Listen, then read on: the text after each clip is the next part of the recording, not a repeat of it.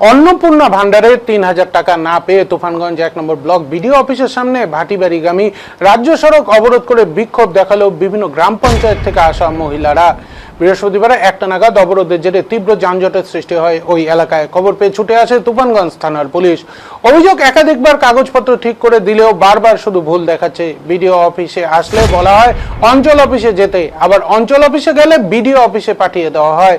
এরকম পরিস্থিতিতে পিঠ দেওয়ালে ঠেকে গেছে হতদরিদ্র গরিব মানুষরা, টাকা পাচ্ছে না, অথচ চাকরিজীবী মানুষ টাকা পাচ্ছে বলেও অভিযোগ তুললেন বিক্ষোভকারীরা। আরো অভিযোগ, যাদের বাড়ি গাড়ি সব রয়েছে তারাই টাকা পাচ্ছে, অথচ যাদের কিছুই নেই তারা পাচ্ছে না। তাই বাধ্য হয়ে এদিন অবরোধে সামিল হন তারা।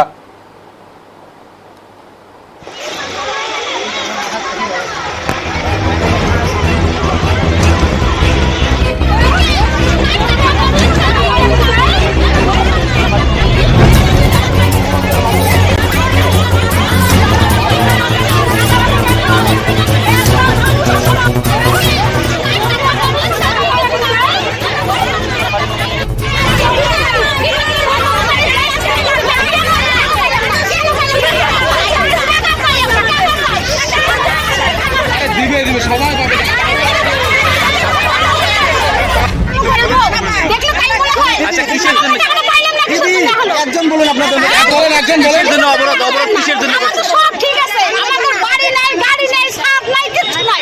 তাহলে কেন পাবো না টাকাটা? কিসের টাকা? সবই পাইছে। কোন অঞ্চল থেকে আসছেন আপনারা? চিড়িয়াখানা অঞ্চল। চিড়িয়াখানা?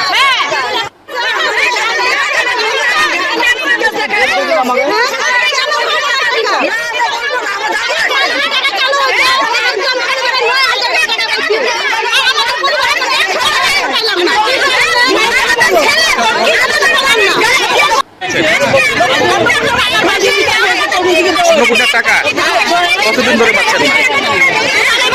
মানে 3 মাস ধরে শুনেছি একটা বার নাই। আবেদন করেছে ঠিকঠাক মতো?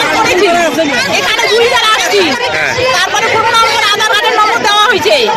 ওরা কোনো আমাদের কোনো হয় নাই, আমাদের কোনো হারাই যায় নাই হাতে। আমাদের টাকাও নাই।